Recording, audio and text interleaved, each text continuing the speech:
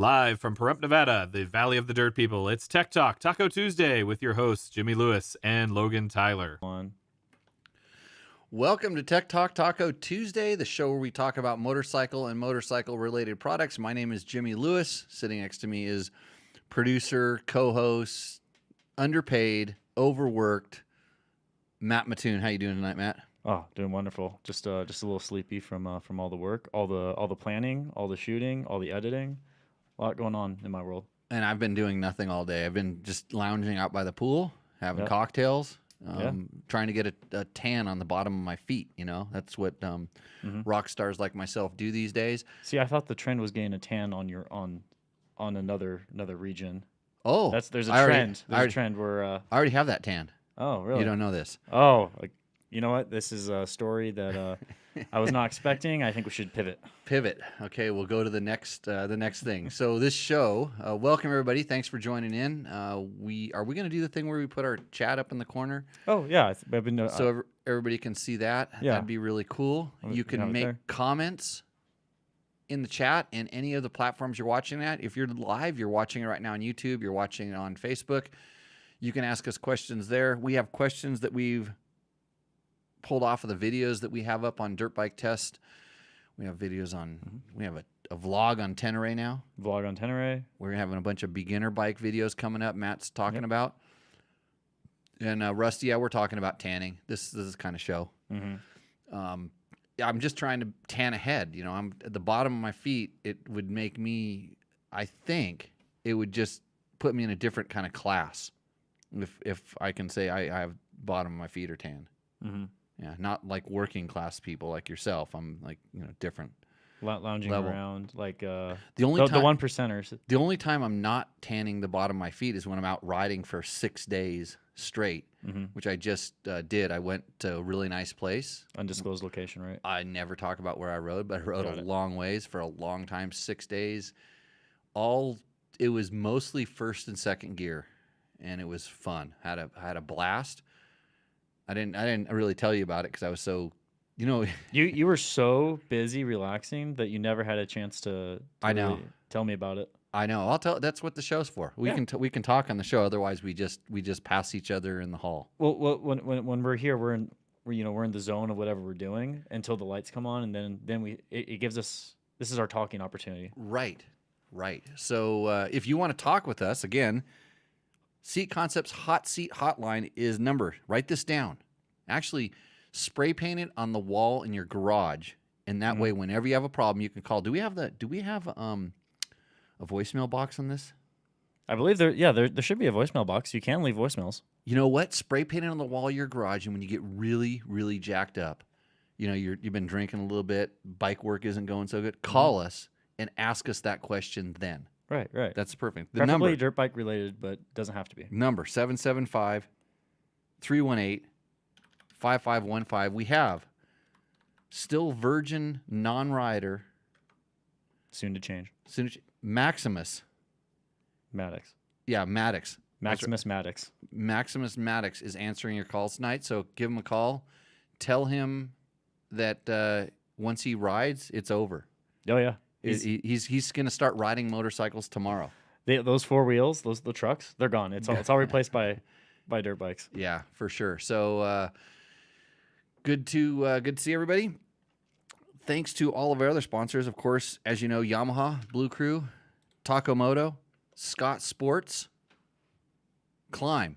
I wore a lot of Climb stuff, and the reason I didn't post so many pictures on the social medias is not because I didn't want to do a lot of kind of FUs to everybody that had to work while I was out riding. It was because I was wearing prototype gear again. Oh. Yeah. So yeah, some really cool stuff that they have coming out. It's actually 2 years away. Oh, it's that far out. This was super, super, super early stuff. And it was like, it's pretty amazing that it takes that long for you to wear the first pair. Like they're new materials, new shapes, all these different things. And it's going to go through, a bunch of revisions, but that's why there's no pictures. There might be a picture of me like one day, maybe where I wear other gear. Trail Tech. Used a lot of Trail Tech stuff. Fasst Company. Oh, got a good one for Fasst Company. If you're in the market for some Fasst Company stuff, up until Labor Day, I have a code for you. I'll announce it right now. This will work up till Labor Day. It's Jimmy, all lowercase, Jimmy 15 will get you 15% off at Fasst Company. So go ahead and use that. And if there's ever time, because I kind of suspect that prices are going to start going up because material costs are still kind of high and labor costs are high. So if you've been thinking about getting Fasst Company stuff, Jimmy 15 is the code, and tell them. Well, they'll know Jimmy sent you. Yeah. Yeah. They'll know with the code Jimmy15, all lowercase, no space. All lowercase. Did I put it right in the chat right there? That's right. It's Okay. in the chat. That's why we have the chat, so you can get information Mm-hmm. and it doesn't scroll away. Seat Concepts. Hot seat hotline. Call in. Talk to Maddox. Ask your questions, or you can type it in the chat. And then, of course, Bulletproof Designs. Nice shirt, Matt. Thank you. Yeah, it's brand new. I haven't even had it for 10 minutes. Because he didn't want to support his main sponsor. He didn't want to look like a twin. So tonight he's wearing the Bulletproof Design shirt, and I'm wearing the Jimmy Lewis Off-Road shirt because that's the business that I run that allows me to sit around and try to tan the bottom of my feet. Mm-hmm. So that's what we do. Got lots of people watching us on the Instagrams. I bet you they watch us for like 15 seconds, and then they're just like over that guy. Swipe right, swipe left. How did they do that? I think it's swipe down. That's a on different Instagram, app. I believe. Okay. Yeah, no, you're thinking of your favorite app, Twitcher. Grinder. Okay, Yeah, that's got your it. favorite. Okay, everybody. Jim Jarvis says, you mentioned it before, would be interesting to see your comparison of a 250 XCW and 300 XCW of the same year, but in the woods, not in the desert. I have mentioned it before, and I have done that. I did it a long time ago, and I did it like in 2020. I did it in late 2019 because I raced a 150, a 250, and then I took home a 300. I don't know if I raced the 300, but I rode all the different bikes at the Washington round of a works race. And the comparison you're looking for, Jim, is in that content. I did a video. I may have done it in my motorhome, but I did one of the videos on that. And if we had more producers, they could search it on the computers, and I would be able to tell you. I'd say that it'd be that video, but don't close that screen down because that's how I'm getting all my information. Well, is it on Dirt Bike Test or? It's Dirt Bike Test. Yeah, that's probably where it would be. So an amazing thing about Dirt Bike Test, our search function on that site is so good. Yeah, you go 250 XCW, 350 or 300 XCW, and it should come up. So that would be a video. But don't quit watching this awesome show to go watch that video. No, it will be the 2020 KTM XC and XCWs, and I think I rode a 250 XC and a 300 XCW, but the engines are exactly the same. I mean, the chassis were different, but the engines were the same. So it was kind of like a comparison. It might have to go to YouTube for that particular video. Okay. I don't know. I'm just trying to produce here. You know why I got a call from a guy today?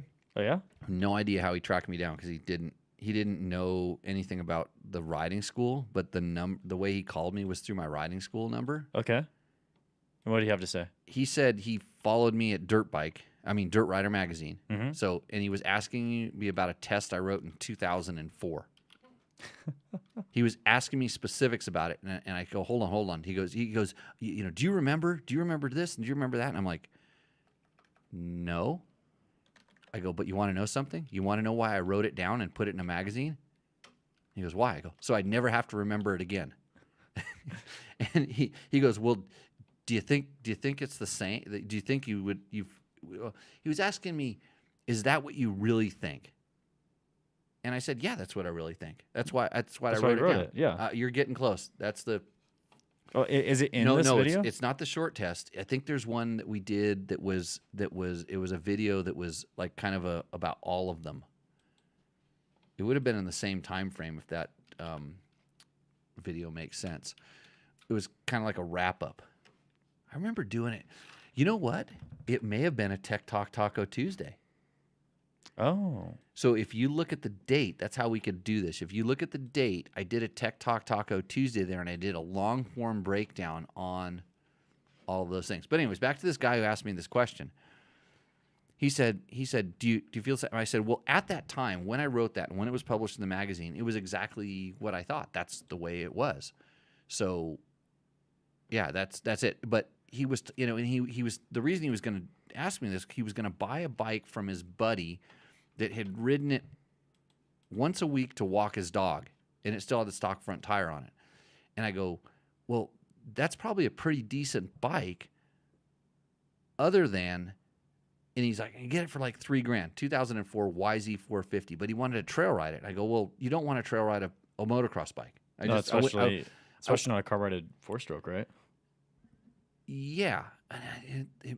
It was still carbureted and still kickstart, I think. And this is why I wrote it because I don't remember all this stuff. Right. But we kind of went back and forth about this and that. And I go, but here's the thing is, you're going to get it. And he's like, I'm going to take my suspension to ESP. And I go, that's a good guy. That's my guy. That guy will fix the suspension. I go, $1,200. Okay. And then I'm going to have to get, tires for off road. Okay. $600. And I go, no matter what, you're going to spend $6,000. You could find a $6,000 bike from 2012. And then you've catapulted performance. You've gone away from carburation. You're into fuel injection. You've gone, you could get a trail riding bike that has the right gear ratios. And so what you're going to save is what you're going to spend in the whole thing. So anyways, interesting call.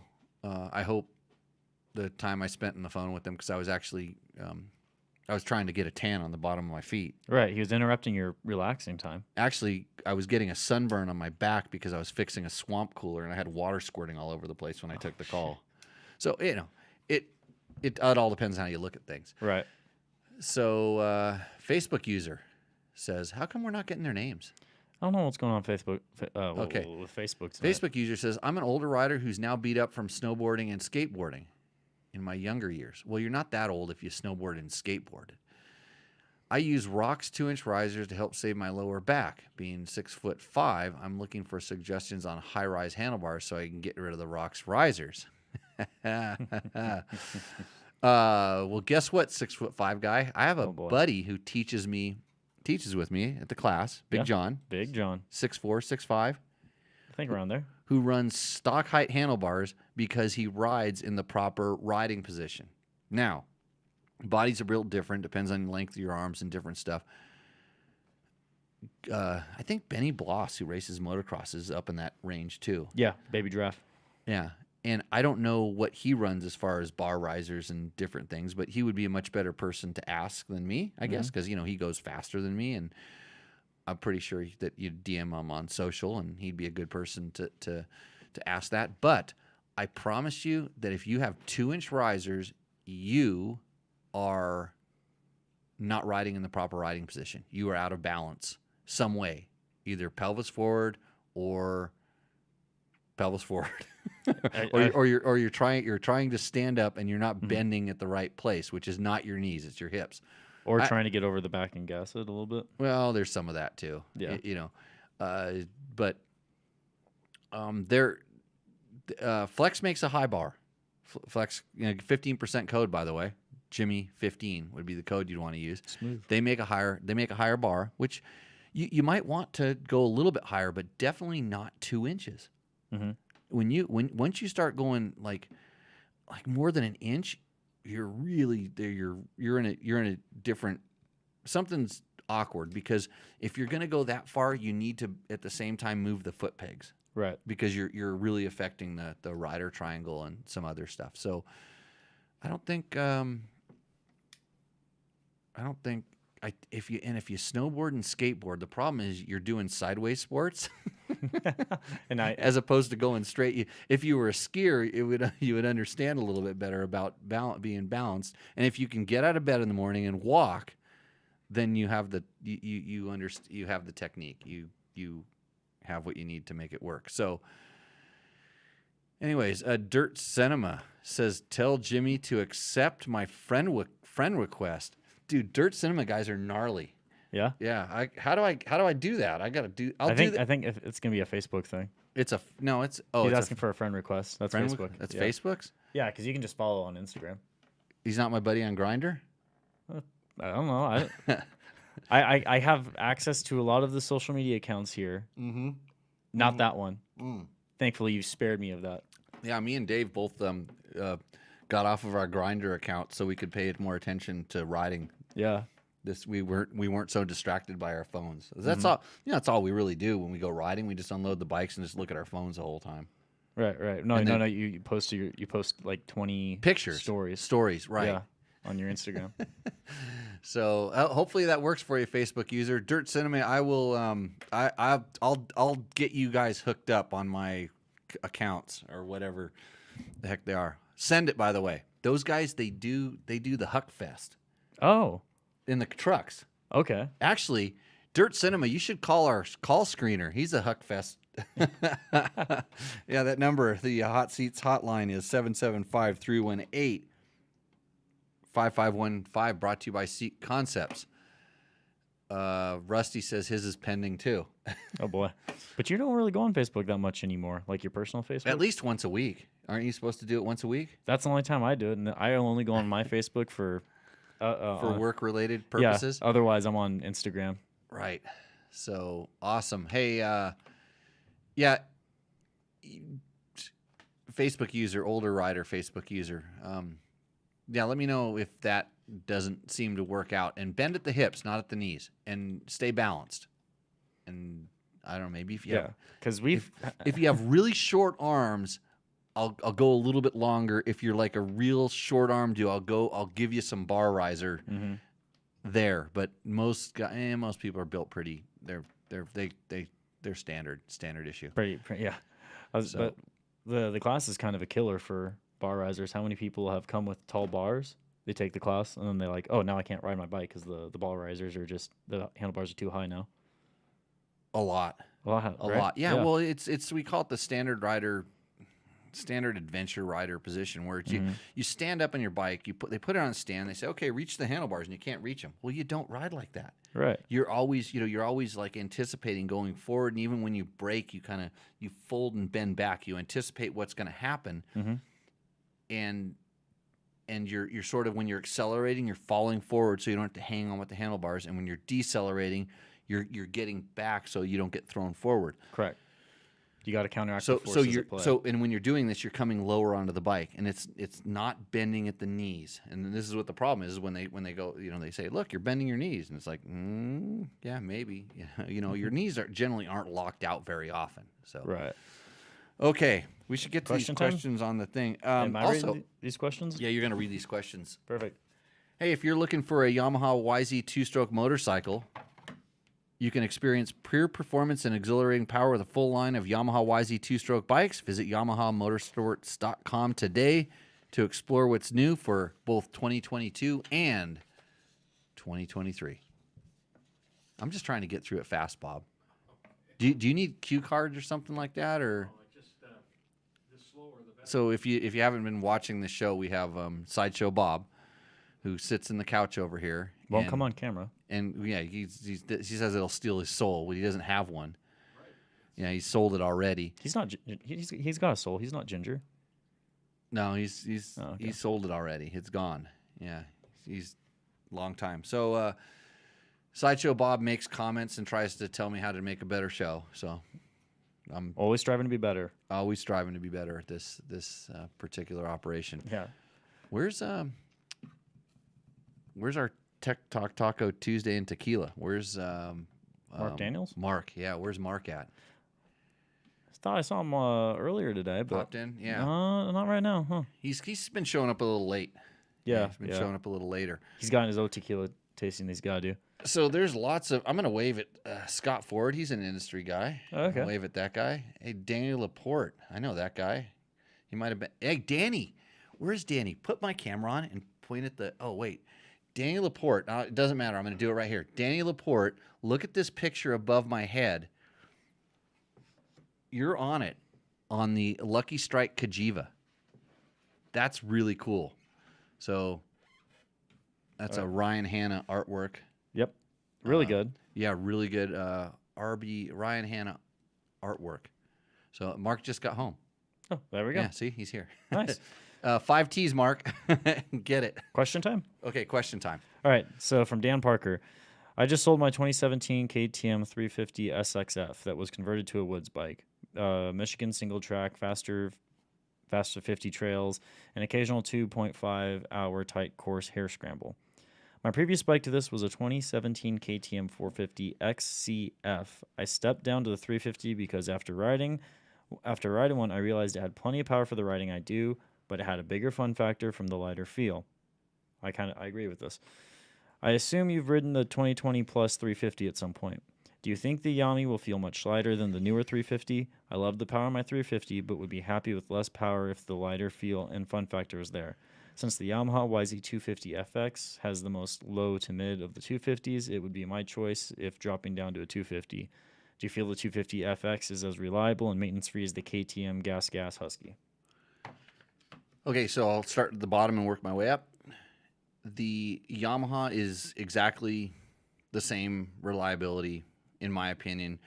So when you're asking me about reliability, there is Honda, Yamaha, and KTM all seem to have superior durability. That's not to say that that they don't have that certain bikes don't have certain issues and stuff. Like, you know, one brand, hey, maybe the rod goes out a little bit earlier on this brand, where on this one has a transmission issue, and that one, the fasteners are a little weak. You know, and not saying which is which or whatever. It can change year to year. But durability these days is pretty much all the same. And those 3 brands, in my opinion, have a little bit higher level quality than everything else. So, and, you know, by just a little bit. Then if you've gone from 450 to 350 and now you're looking to go to 250, you're going to experience the same amount of drop in power that you did from 450 to 350 now when you go down from 350 to 250. And not necessarily power, it's more torque. Because you think about it, especially in the woods, how much are you riding like wide open where it's making, quote, peak power? Right. And most people modulate their throttle to get the ideal amount of power. And so you just run the RPM higher. The 450, you're never using, you know, you're never at the throttle stop. The 350, every once in a while you are. The 250, you get to it more often in the woods. So you'll use the bike to find the power you need. For sure, the Yamaha is the best of the 250Fs. There's no doubt about that. The one thing that he talks about is like weight feel. And in my opinion, the 350 KTM and the Yamaha 250 feel like they weigh the same when you're riding them until you get to the point where the KTM 350 is making more power than the Yamaha, and then it begins to gain weight. Power seems to add weight feel to a motorcycle. It's just the way it is. I don't understand the physics behind it. Do you know anybody who knows anything about physics? I know some people.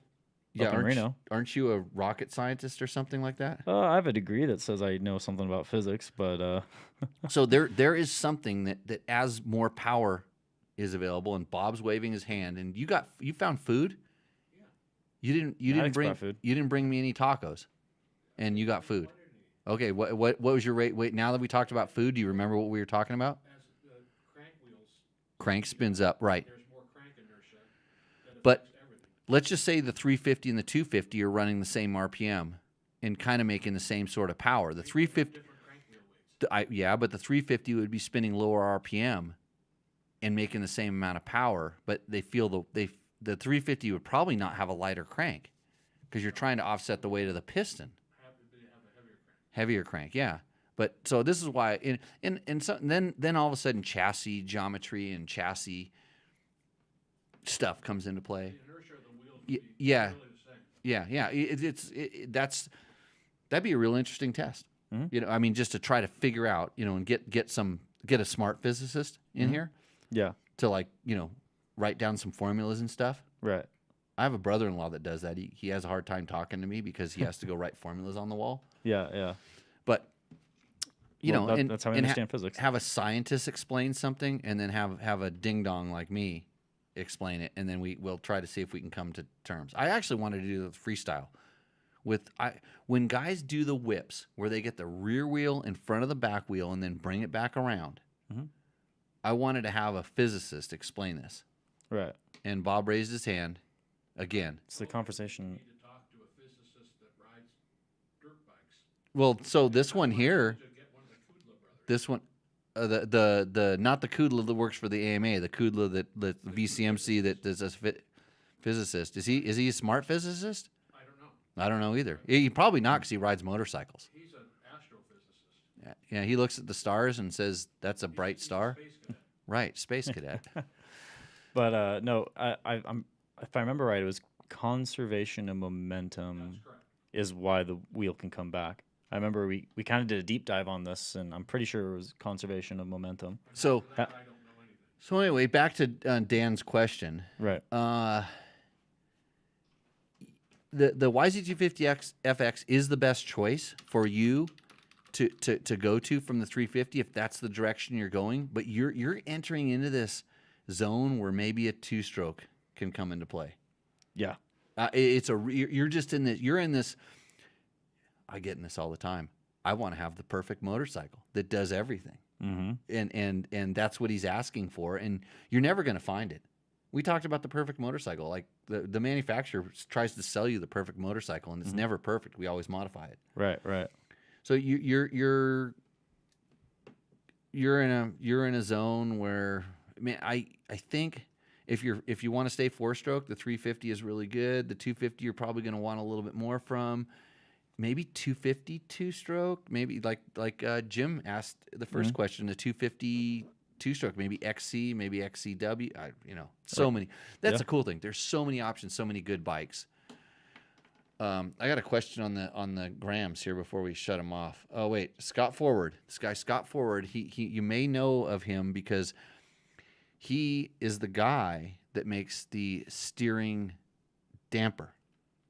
The Scott. That's actually the Scott. There's a real guy. Wow. So if you're on the grams, you can text him and ask him for the Jimmy Lewis discount on the Scott steering stabilizer, which probably means you're going to get charged double.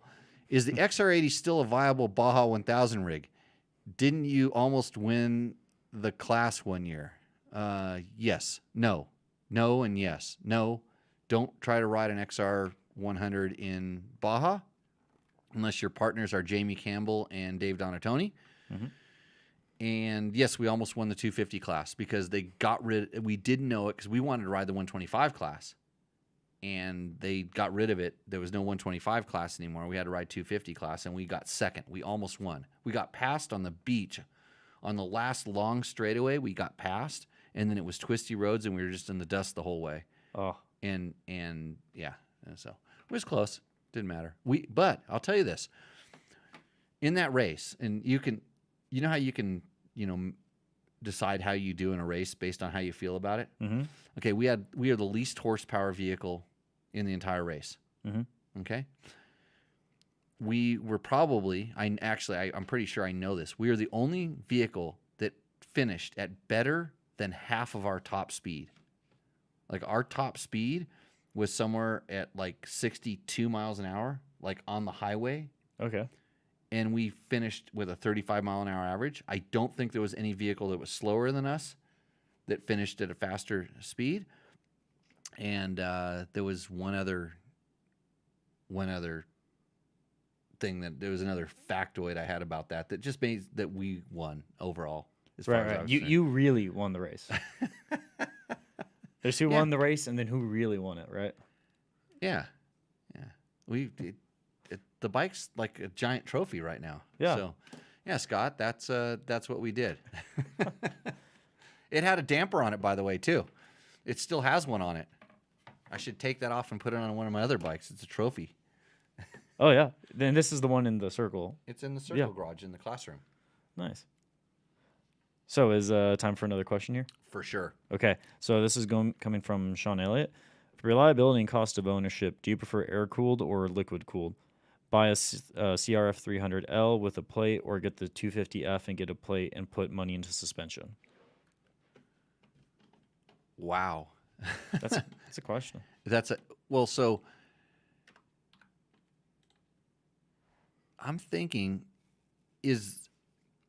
what's wrong? I mean, do I prefer air cooled? I mean, I prefer simplicity, but and he's talking about bikes that are such low performance, and whatever. At that point, what's air cooled? Like the Yamahas? I don't really know what's The air-cooled these days. Kawasaki's air cooled. The bikes I'm testing. Yeah, or? yeah. Oh yeah, no, the Kawasaki's air cooled. I'm testing I think. Yeah, just the Kawi and that CRF. For reliability, I don't. I mean, for sure, if you can take radiators off, then it's less things to break. Mhm. Okay, so let's just go there. But with the way bikes are now, with emissions, air cooled makes it kind of hard for some things. I understand. You can get a little bit more power with liquid cooled bikes, and then what is it? So he wants to save money with an air cooled bike and get suspension. If you're dealing with air cooled bikes, they're junk. I mean, they're literally not total junk, but they're not performance vehicles. And so if you try to add money that you're going to save on air cooling to get like a better suspension, you're polishing a turd.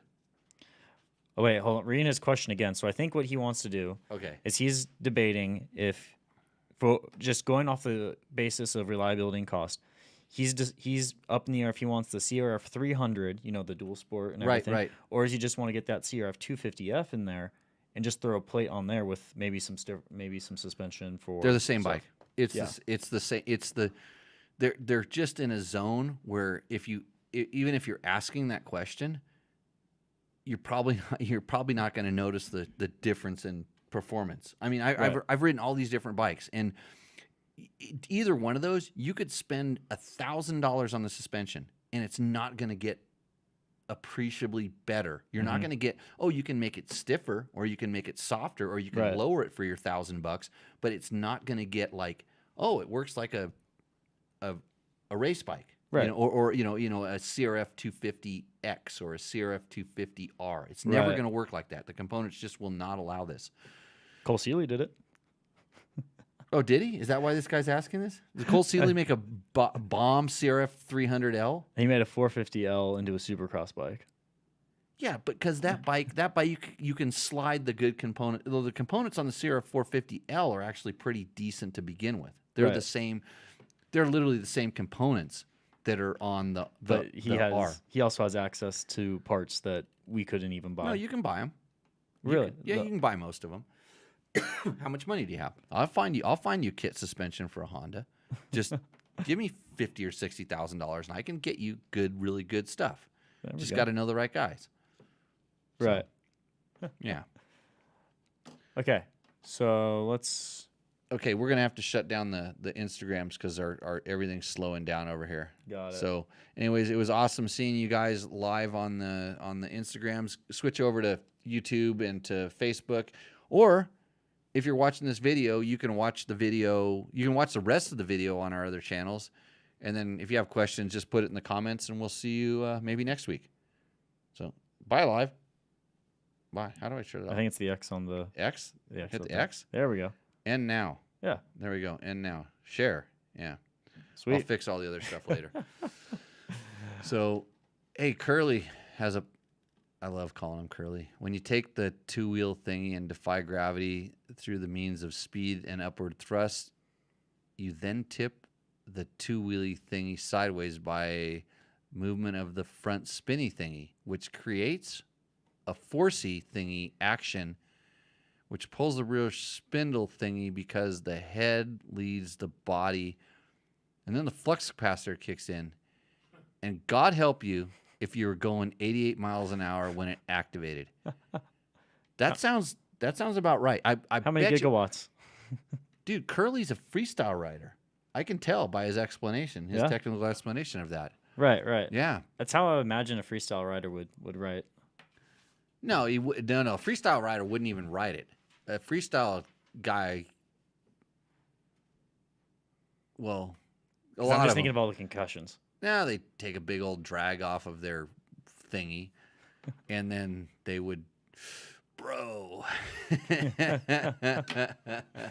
So, no, good job, Curly. Okay, next Okay. question. Lost Next in- real question. Lost in PA-Dad Enduro. How much difference does the Kashima coat shock body make? So he's talking about our Kreft suspension. Mhm. Got that? He's talking about our Kreft suspension test. And I can't tell you because I did not test the Kashima coating on that suspension back to back. I mean, I'm sure other guys, there's probably other bald guys on the internet will tell you exactly how it works, but I didn't test it back to back with just the coating and not the coating. But here's what I know about the coating, because I remember when that coating came around and it significantly decreased the amount of wear on the aluminum inside of the shock body, so the oil didn't get contaminated nearly as quick and it lasted longer. It seemed as if there was less shock fade when I did do back-to-back testing with this kind of stuff. And everything about it was made an improvement. Mhm. So that's probably why that's a common thing. And Bob's raising his hand. And there's lots of different kinds of coatings. And speak. The Kashima coating Kashima. was designed to use on copiers for the rails that they slide on. So the now this has to be verified. Bob says that the Kashima coating was used on rails I of. read of- that. You read the patent, yeah. So it was designed for the rails on printers. Wow, really? Yeah. That's what. Copier slide So back and that's got to make your dirt bike shock work better. There's no doubt about it. Mm-hmm. But it does work. I mean, it's one of the different. There's lots of different hard coatings that they can do on things, and generally when someone's going to spend money on coating, it either looks really trick or it actually works. And I think that works. It has a different color, so it looks good too, I think. How much weight were you carrying on your 500 on your Tour of Idaho trip? Did you spring for the weight? Were you running a rack? So, Todd, no, I was not running a rack. I was running a bag, and I can never remember the names of those bags on purpose. And how much weight was it? I don't know because I never really weighed it. But I did add preload to my shock. And I think at the time I actually had one of the, what's it called? The X-Trig shock preload things. Mm-hmm. And so I just simply and added it, and it was good to go. Nice. So We do actually. Oh, the weight was probably about whatever the minimum you could have, tent, sleeping bag, all that stuff, hammock, all the things I had in there, whatever the minimum of is that, I was right in the middle. I wasn't the minimum, I wasn't the max, I was in the middle because I'm not a weight weenie. I just had whatever I had and I put it on there. unless it's a front wheel. A front rotor discard. Can I get another I threw a big in there. I think I threw a couple in there too. Oh, bonus ones? Bonus ones. Yeah, no, it's not just you. It's a team effort here. Okay. Everybody wants to know what the counter is. We're trying to be a more professional podcast, and people that are professionals and practice this and are good at it don't throw the. They don't throw those filler words in. No. They just kind of let the dead space. They'll do it every once in a while, but They speak clearly. yeah, And we're trying to be professionals. trying to be. That's why you should share the show with your friends and tell your friends that they should listen to us because they may actually learn something on this show. Mm-hmm. And we're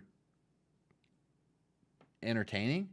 I think we are. Okay. Oh, speaking of entertaining and professional. You have a low threshold for it then. Well, anyway, my we actually have a caller right now. Oh, let's go straight to the caller because that's what we do on our Seat Concepts Hot Seat Hotline. Former sponsor of the show, George. He's on the line. Hey, George, welcome to Tech Talk Taco Tuesday. Do you know the rules? Your connection is rather horrible. Can we just hang up on you? Yeah, you always do. Can you hear me okay on the remote Montana? Yeah, it sounds like you're in an airplane or in a truck. I'm in a truck, and I'm in remote Montana. Can you hear me okay, though? Yeah, we can hear you, but you're gonna either have to pull over or we're gonna hang up on you because you're wrecking my whole show. We're cutting in and out. We were just talking about how professional we were, how we were trying to build up the quality of the show, and then Right. we get this call. Your audience knows about this. Okay, what we just Did I heard, lose you? we just heard was my nose lose you. So yeah, we're gonna have to hang up on him. All right, sorry, George. Yeah. Yeah. You when it gets better. Oh, yeah. Tell you call. That was the most clear thing he said the entire Yeah, time. Is right when we hang up. Okay, Maddox, if someone calls and they're on their truck, I know you can hear me right now. If someone calls and they're in their truck and it sounds like they're driving, you tell them they have to need to pull over, get to a better connection, or whatever. Because I don't want it to sound like me when you call me when I'm in my mobile office because it's horrible. It just doesn't work out. So okay, what's the next question? So this is from Jay Moreau. What's your advice on doing the tour of Idaho without chase support? 50 A rider with a built Husqvarna 501 and extra parts for trail maintenance. 3.8 a Cherubi's tank. Have any gas stop issues? Bears don't scare me. So Jay, get a bigger tank, unbuild your Husky, put it back to stock, and you probably come and do my riding school.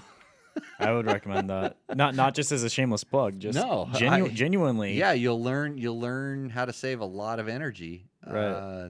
Those are the things. In the order of importance, those are the things. I would be running a 5-gallon tank. I would be running a very, very stock motorcycle, prepped for, of course, for Tour of Idaho. Built has, nothing. And we can make if I can probably save you an hour of shit time each day with a riding school. You just be able to ride through it, and it's not a shameless plug; it's the truth. It is. There's a reason why we don't mind promoting it. Okay, so this is going to be from Bryant White. I'm looking forward to seeing what you do to your Tenere. I just picked one up myself. I'm excited to see what I'm going to do to my Tenere too. I wish I had more time. Yeah. I did something really. I got a call today, and I'm going to do something really cool to my Tenere. Oh, really? That's going to be really cool for the company that wants to do it. It's actually W Wheels. Oh, really? Yeah, and it's going to be really cool for them, and it's going to piss a lot of people off, and it's going to be awesome. So, because nice, it wasn't super high on the list in the beginning because it wasn't a necessity, but I love having an extra set of wheels for my adventure bikes so I can have a worn out set of tires and a brand new set of tires. Right. And so we'll get a set of wheels for that thing. So I'm going to do, my next video is going to talk about how to save like 6 grams of weight on that bike. Really? 6 Yeah. grams. Yeah, I took the rubber stoppies off the foot pegs, and I pulled the rubber stoppies out of the forks to adjust the thing, and I'm going to weigh them tomorrow. Nice. And tell you how much you can save by doing that, and then I'll give away my super top secret suspension click settings. Okay. That yeah. Nice. And Nice. I got there's more to come. It's gonna take a little while to get it done. Just I got to compare it to the KLR 650. Greatest adventure bike ever. No, it's not. It was the first recommendation I gave to anybody who came to me and said, "Hey, I'm going to get into adventure bikes." Right. But it's definitely lost the place. Now the Tenere, especially since Yamaha supports the show. Right. The Tenere can't be bought. I can't be bought either. But now the Tenere is definitely the best adventure bike. Okay. So from Gavin Marco, this is regarding the CRF 450R. How was the engine braking on this thing compared to other 450s? Also, which map is best for less engine braking? That's the new bike that we rode. Oh, was the engine braking less? See, I would struggle to answer this question just because I'm thinking because I'm trying to run back through my head because there were slight differences in it, but in reality, it depends on if you're okay. So when we talk about engine braking on 4-stroke, it's definitely a characteristic. Some people like it, some people don't. I really do like it. I really like a 4-stroke engine braking. I tend to adjust it mostly with idle, because I find that I'm not revving the bike so high that I'm actually experiencing engine braking at any other throttle position than 0% throttle. So by just adjusting the idle ever so slightly up or down, you can increase or decrease the engine braking. Mhm. And I know they go to a lot of effort in designing the motor so there's less engine brake. Because old four-strokes were like, I mean, you shut them off and they went, whoa, you know, they really threw you forward. Right. But I want to say that the aggressive map actually had the one that I think I was riding. No, I think the aggressive map was kind of aggressive, and I didn't use it as much. I'd have to like I was talking earlier before the We show. write it down and record it, so we don't have to I remember wrote it. down whatever I said. Whichever one I said was the one I was riding in the. If the aggressive map, I think, had less engine braking, and I don't know if I was riding it in the aggressive map that much or I was in the normal map. I'd have to reread the bike. I've got like 6 bikes under my belt since then, so I can't remember. Right. Let me have another drink. All right. So Todd Kelly asks, I bought a scale, so I'm becoming intrigued with actual weights. My whole camping setup with tools was coming in at 25 to 30 pounds, so I'm trying to figure out if that's too much. It feels heavy. Oh, that sounds about right. That sounds. I mean, when you start talking about all the tools and all the stuff, and you want to get and that's on your back too. Some of that's on your back. Mm-hmm. But I put the heaviest stuff down as low and as far forward as I could, and the lightest stuff is up high and on my back as I could. But I'll bet you there's that much stuff. All right. So another message from the chat is Dimitri Azazello. Please correct me. I apologize. Watching Graham I Jarvis. won't. Let me say it. Azazello. Okay. Watching Graham Jarvis on board videos that show his clutch hand, he is using the last digit of his index finger on the clutch. So the clutch lever reach adjustment is pretty far out. My usual clutch reach adjustment is such that the bite point starts as the clutch lever stops touching my middle finger, so much shorter reach. What's your general recommendation for clutch and brake lever adjustment? By the way, Kreft offers micro finish coating to reduce seal friction. Right, and that does work. I'm here to tell you that micro finish. I've done it, just some stuff back to back with that finish. That does work. Right. It basically lubes the seals. It scars the sliders just a little bit, and it keeps the seals lubed. And I just did 6 days in Idaho on the suspension after who knows how many days I rode here in Nevada with it in the dust and silt, and now we've gone through mud, and the seals are still good, and it's still slippery-ish. So, which finger did he talk about? I don't know. The last digit of his index finger, so like this, essentially. Okay. Oh, last digit. Okay, so like this. So he's saying it's pretty far out there. Does he have long fingers, Graham? I don't know. I don't know. I haven't I've seen this video. I'm never kind of really- interested to see it now. I've never really paid that much attention to it. Whatever he's doing it awesome. I mean, Right. probably the best in the world, if not one of them, in his clutch control. And it's funny because I just watched the other night. I watched some of the takes from TKO, Okay. and he was it's kind of a sprint race, which isn't his thing, and I don't even know how he finished and stuff there. But I watched him go through some of the sections, and he was by far and away the best on the clutch. You know, just the technique with the clutch. So, the clutch is pretty far out. Well, I don't, and this is a personal thing. And just because Graham Jarvis does it doesn't mean you should even try to do it or aspire to do it unless you have 16 years of your life to spend just working on only that. I have really small hands and really short fingers, and it didn't mean to say that out loud, but so I have to run my lever in really close, because if I have to reach enough to where my hand has to open up at all in the grip, you think about it, when you really need to use the clutch, you're probably tugging, twisting, pulling on the handlebars a little bit. And if you have to loosen that grip, all of a sudden your reference point, we'll call it, might change because your hand is constantly doing stuff. Right. And if you can just kind of, because I kind of fold it in between that joint. That's where I kind of fold my finger. Mm-hmm. And if I pull the lever in and it touches my knuckle, it's totally disengaged. Right. And if I let it out just a little bit, it's friction zone. I let out a little bit more and it's engaged. And we're talking about like maybe 3 to 5 millimeters of lever travel at that point. And I have to run my lever, so the dish of the lever is in close, and I have to run I like running a smaller diameter than stock lever. Okay. So my finger wraps around it better. So for the reach adjustment, it's a personal thing. Like I said, my front brake is almost locked up when it touches my knuckle, and if I push on my knuckle, it's locked up. Okay, and my clutch is the same way. If it's touching my knuckle, it's disengaged. If I squeeze my knuckle, if I'm pulling in and it touches, the lever is pushing on my other knuckle, it's completely disengaged. Right. And I never do that.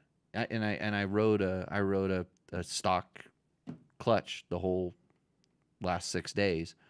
I wish I had a recluse a lot of the time because I wanted to be lazy. But you could also buy a recluse, then you don't have to do anything else. You don't have to touch it. Yeah. You don't have to touch it. But Graham doesn't run one, so it's not the best thing. Evidently, allegedly, he might run the. Actually, I want to get their torque drive. I want to try the whole torque drive thing in the bike because there was some gnarly sections. We were just on the clutch and on the clutch and on the clutch. Yeah. And it never missed a beat. And I want to see if it can it get better than this. Right. It was good, and I want to see can it get better than this. There's some guy today said his 300 TPI didn't have enough power and he had to feather the clutch all the time because it wouldn't pull. And I'm like, are you 800 pounds or what? I don't know. Maybe know. gravity's a little stronger where he's at. Hey, Dimitri, hopefully that answers your question.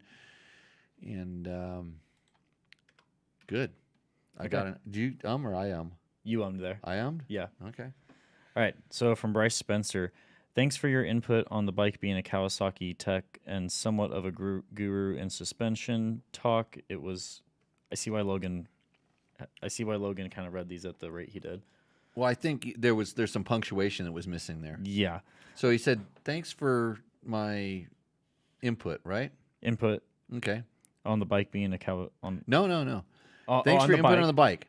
And then being a Kawasaki tech. And since he's a Kawasaki tech, that means he has no punctuation or grammar.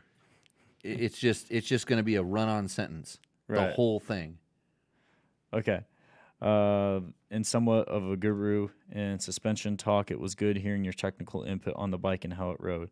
Also, coming from myself being a motocross racer and an avid trail rider, I have a question. I have been trying to decide if the 300 XC or XCW would be better for my riding, where I do technical slow riding one weekend to possible sand dudes and more open riding. Which bike is more versatile? Again, we are searching for the perfect bike. This episode is either the perfect bike episode or a shit ton of questions. Yeah. However you say shit ton without offending the algorithms. I would just put SH and then dash or star. Right. If he's a Kawasaki tech, why doesn't he want a Kawasaki? He should buy a Yamaha. Maybe he wants a 2-stroke. Yeah.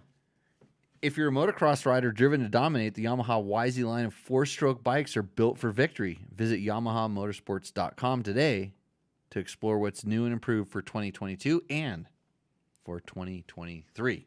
Yeah. So don't you have a video that kind of outlines what's going on in 2023? I have a video on the YouTubes. Yeah. I did the best I could. They did not give I think they did. I think they did. I think we just got missed. We got left out because we're not that important. Got it. So the 300. Yeah, I would say depending on how slow the trail riding is. Exactly. So when you're going through XCW and XC, it's really simple. It's like if you're gonna go to the track, if you're gonna do racing, if you're gonna go fast, you need to be looking at XC more than you need to look at XCW. And that's very subjective on where that line is. Because I'll take an XCW and go just as fast and do their stuff. Because I don't mind PDS, but some people have a thing about it. Mm-hmm. And you're in the dunes, the problem is the motors in those two bikes are the same. And so you're not going to get that motor performance out of like XC that you would. And for sure, if you want sand dunes, that's horsepower. You're looking more like, SX or motocross type bikes. Mm-hmm. It's the perfect bike question. Yeah. Can't have it. Okay. What does Graham want to know? Graham Stevenson, great review, guys. I am looking for a pure, easy riding play bike. The Cross Trainer sounds like the perfect play bike. However, many reviewers have noted the twitchiness as the speed builds. That issue being not too confidence inspiring. Is there any way of overcoming that? Otherwise, what would be a similar pick out of the Euro 300s? Would you think TM Shirako raise you? Redo. It's like old gas. Okay. It's called a redo.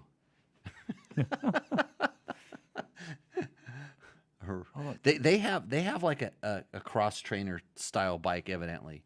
There's a couple comments about that bike. Yeah, and I don't know anything about it. Neither do I. No, I'm not on their list of information to receive press information. I was for a while, but maybe I offended somebody. I don't know. Yeah, but twitching is. Wouldn't that be normal?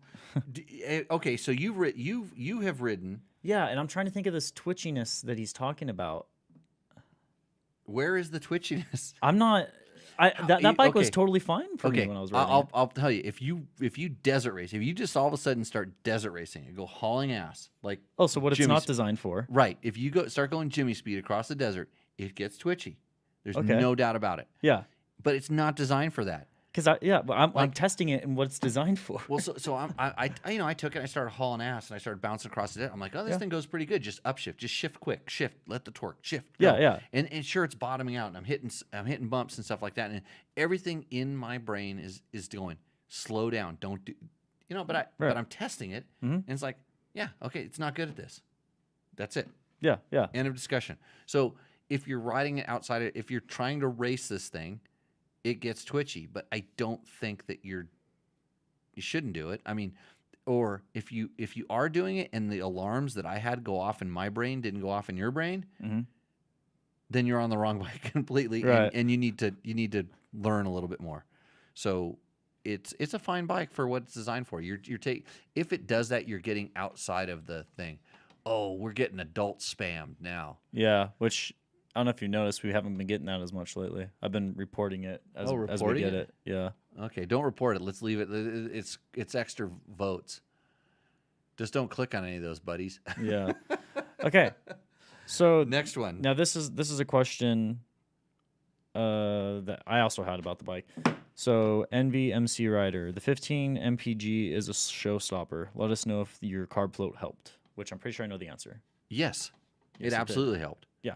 And I don't know because after I fixed it, I haven't gone on a tank draining ride. You've been riding it, and it seems like it's getting the same kind of fuel economy as the other bikes. Yeah. Yeah, they're all just about equal. Like the shortest one is. So you guys haven't been riding them long distance. You're not going out for 60-mile rides. You're going out for what the hell?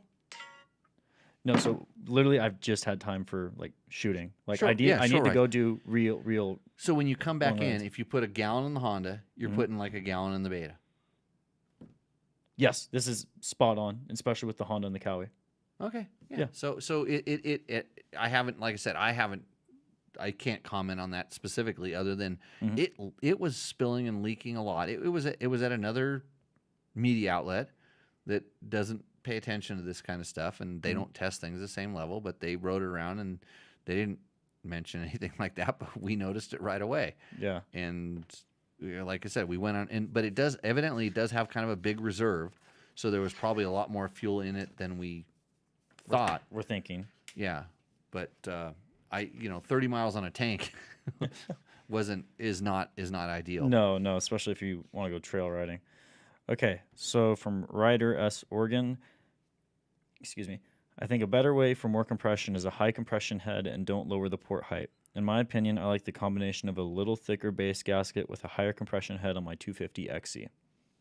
So he's talking about something we talked about on our last show Mhm. when we were talking about how to measure base gasket thickness and how to adjust things for compression and whatnot. And that's, yeah, you can do a higher compression head. It's all, at that point, it's all tuning. And yeah, block them. Yeah, that's what I'm working on. I think it's all the same ones. Oh, you just added them to your friends list, Matt. Oh yeah, Your always. personal friends list. Good for you.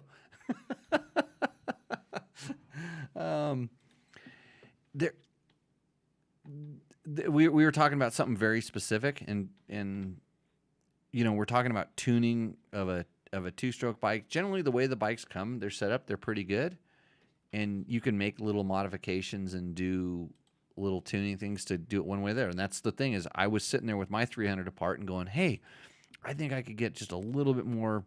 It was the very simple, easiest way to gain just a tad more compression was to. I was kind of in between base gasket thicknesses, so I went to the thinner base gasket, and that's where I ended up. And the thing worked awesome.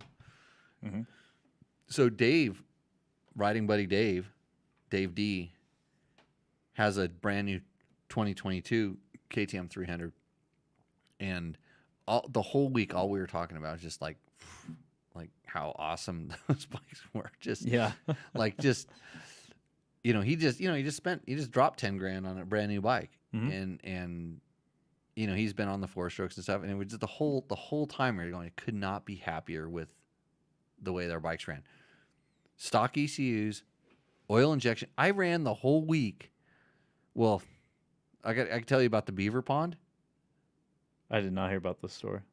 Well, no, there's the beavers. I'm not friends with the beavers right now. Oh, okay. There's a really nice trail, and they built a beaver pond, and I was, kind of like leading and going. And the only thing that was left above water was my handlebars. Oh no. So I know a lot about how to. I made a note on the thing about how to undrown a bike. Right. That's a good thing we could talk about at any show right now, because now I'm a full-on expert at it. But other than when we had to turn my bike upside down for a little while, Mhm. and I lost some two-stroke oil out of the oil injection, Mhm. and I added a couple ounces because of that, I rode a whole week. I rode 600 and something miles, and I still have a bunch of oil in my Really? oil, my oil injection thing. We just poured gas and go.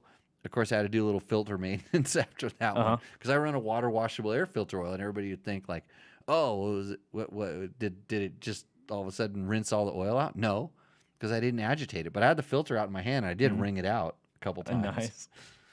And I can tell you how water gets into your transmission. I can tell you why it goes there, how it gets there.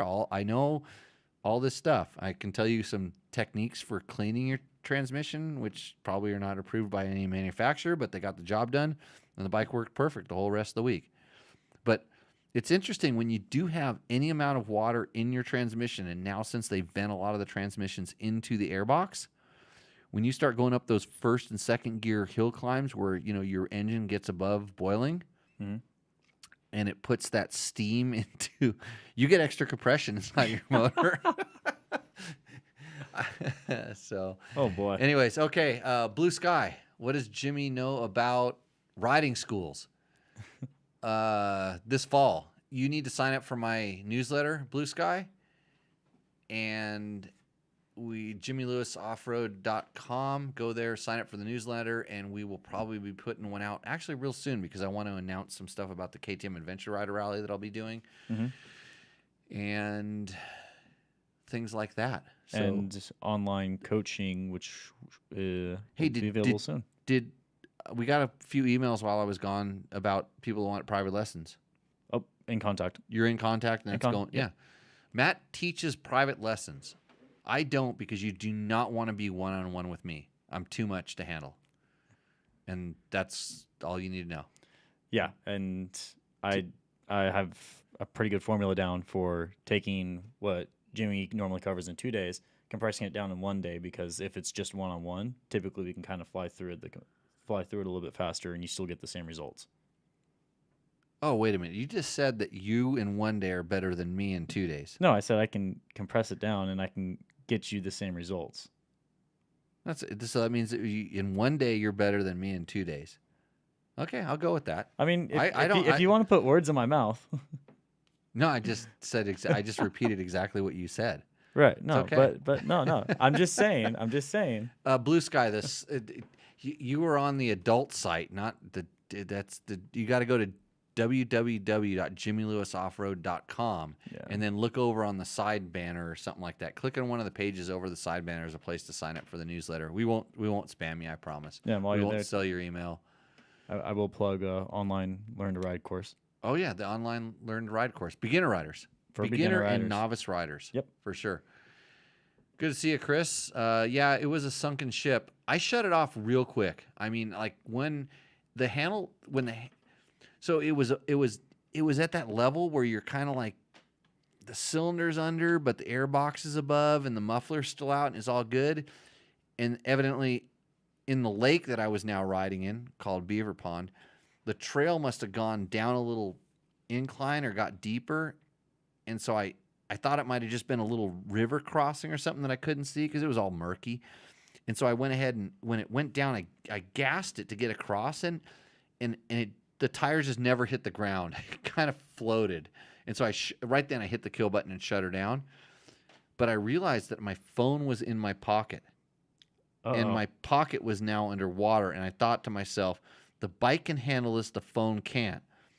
And so I reached underwater and pulled my phone out and held it out. And then I did what I needed to do. I took my backpack off and I put my electric devices up high in the backpack while I was standing now, chest deep in water with my bike that the handlebars were above ground.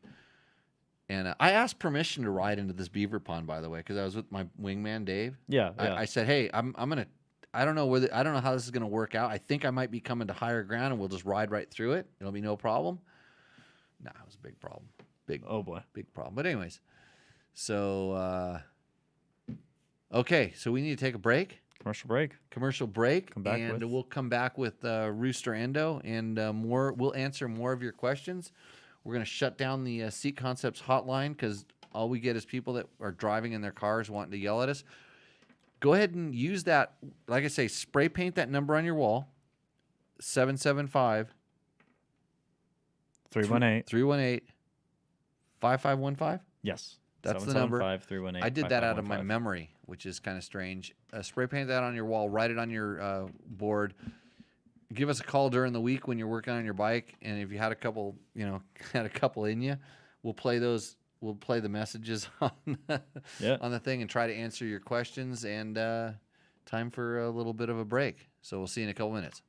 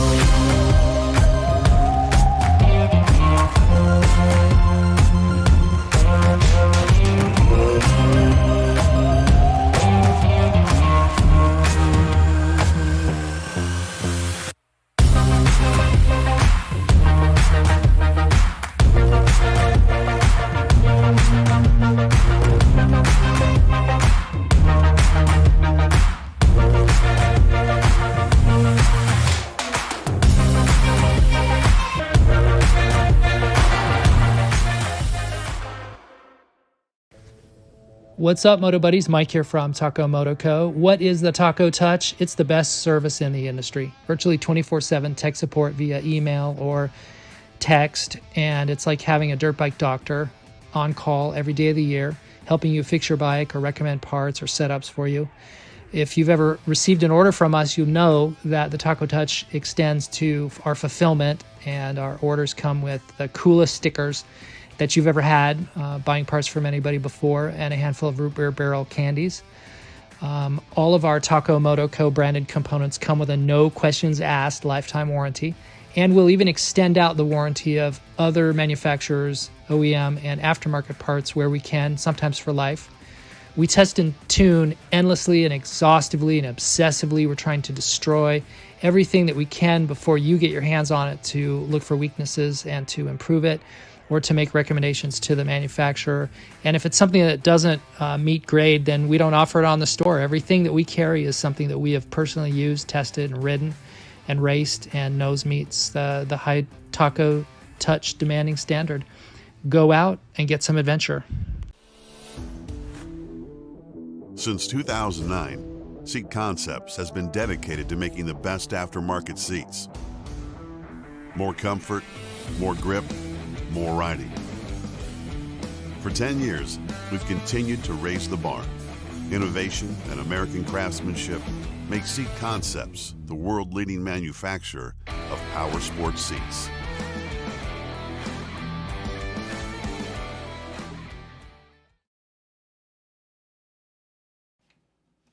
And we're back.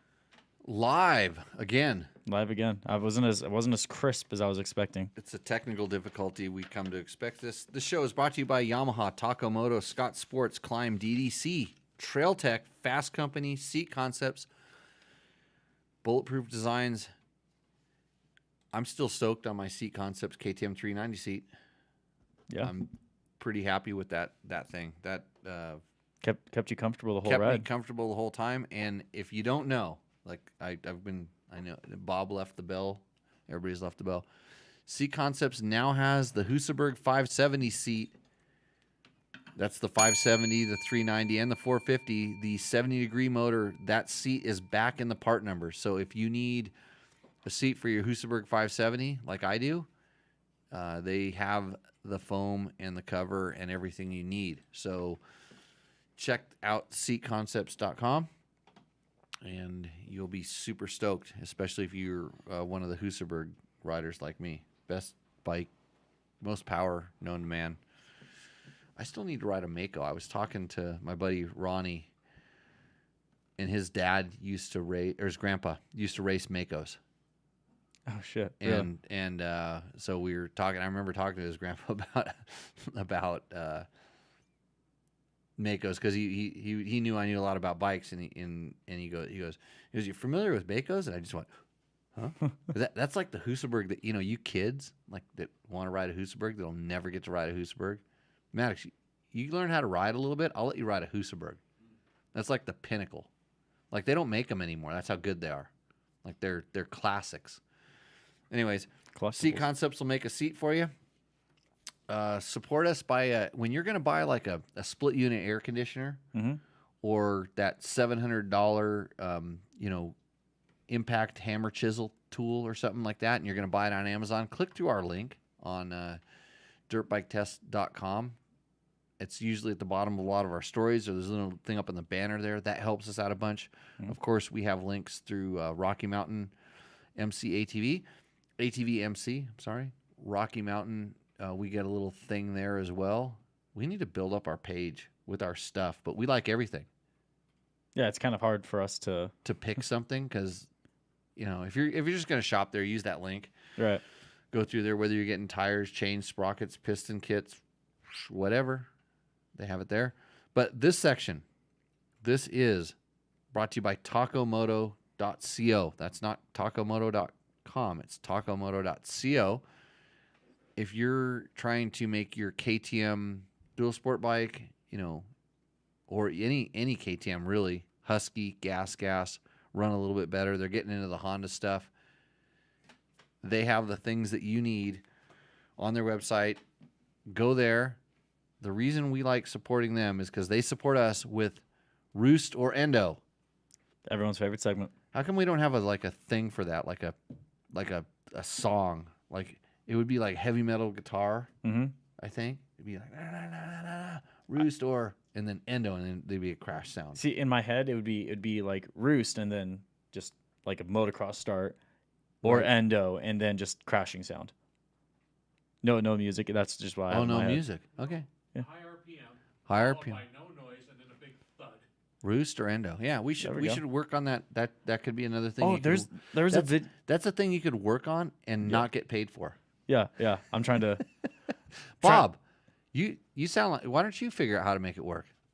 What do you do all day? I don't know anything about it. Huh? You just told us how to do it.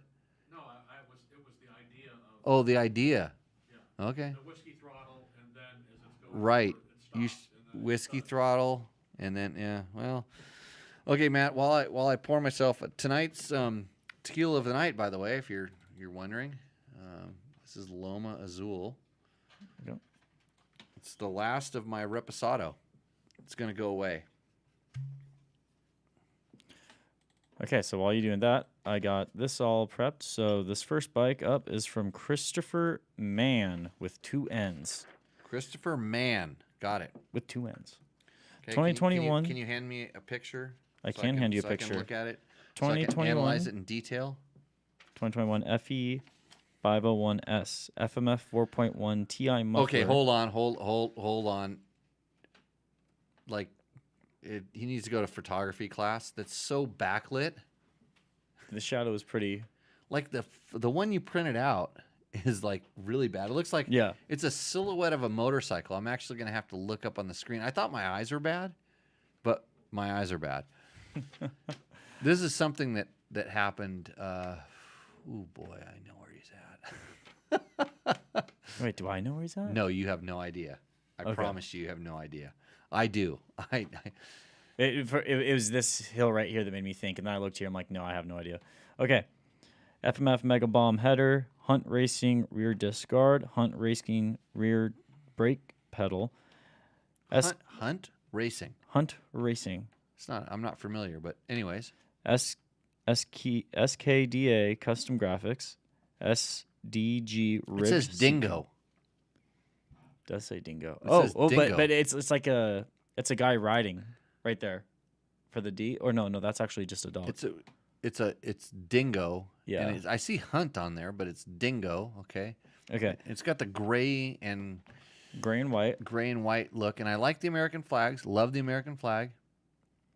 SDG ribbed seat cover, Scott steering stabilizer, BRP top clamp, Trailtech Voyager Pro GPS. I like that one. Moto-minded stout mount, STR fork bleeders, Enduro engineering radiator guards, AXP skid plate, a Cherubi's 3-gallon tank, sick-ass slim headlight switch, custom flush mount turn signals, Slavin's emission delete kit, highway dirt bikes wrap around handguards with mirrors, 48-tooth dirt trick sprocket, Renthal dual compound grips, Baja Designs radio PTTT. I still got a lot more to go. Push to talk. Baja Designs XL80 LED headlight, BRP chain guide, Husky plastic swing arm protectors, a Cherubi's fork lug protectors, Polysport ignition and clutch cover protection. Where is this bike for sale right now? Because this sounds like the for sale list. You know how I do this? I call Yeah. all the time. It's like when we get these lists that are this complete, there's a reason because he pulled it off as for sale listing and sent it to us. Right. Were there multiple pictures with this one? Do you remember? No, just one. Just one. Okay. Samco thermostat delete kit / blue silicone hoses, JD fuel tuner, Evans coolant, bulletproof design swing arm guard, Pro Taper Evo bars RM low magnesium color, low bend magnesium color. Suspension is from Precision Concepts, Hammerhead shifter, Bridgestone X30 front tire, Pirelli MT43 rear trials tire. Oh, no, this is... Oh, I wish we had Cooper for this one because I'm struggling with this one. Oh, Sarah-coated OEM rims, Dirt Star STX rims, Cerakoted OEM hubs. So who did that? I think did W do it? Doesn't mention W. Doesn't matter. Tubeless and EarthX battery. You know what's funny about that? It's funny because when I'm listening to this list, I'm kind of just halfway tuning out, but when it gets that long. But at the same time, I hear things that I use, I would use, I did use, and then I hear things that I absolutely wouldn't use and I don't use, and it was like, oh, I would do that. Yeah, that's good. That's a good mod. Okay, no, that's a horrible mod. No, Right. I wouldn't do that. I wouldn't do this. And I don't judge when I'm hearing this. It's like Right. I don't sit there and go, oh, you can't do that. It's like I'm compare it to me, Mm-hmm. what I would use from my experience, and it's not good or bad. It's like that's what that dude chose to put on his bike, and I don't have any feelings about it either way, other than I know if it was me from using that, because I've used most of that different stuff and different things. I'm like, and I see where the bike's at, and like one thing in particular, I see where the bike's at, and I see the tire, and I'm like, oh, wrong tire. Yeah. I just know where that's at, and I'm like, okay, wrong tire. Not a bad tire. Lasts a long time. The Pirelli MT43, right? Much better tires, but okay. And then just certain things and something. Oh, okay, I understand that. Okay, I get that one. I did this. So all over the place. If this guy were sitting next to me, we could sit here and have an argument for like an hour. Not an argument. We would have a discussion. Not argument. Oh, it's argument, discussion, same thing. We would sit here and talk about all the different things. And like, why do you like this? And why do you like that? And the reason I would ask him those questions, like, why do you like that? Is because I want to know.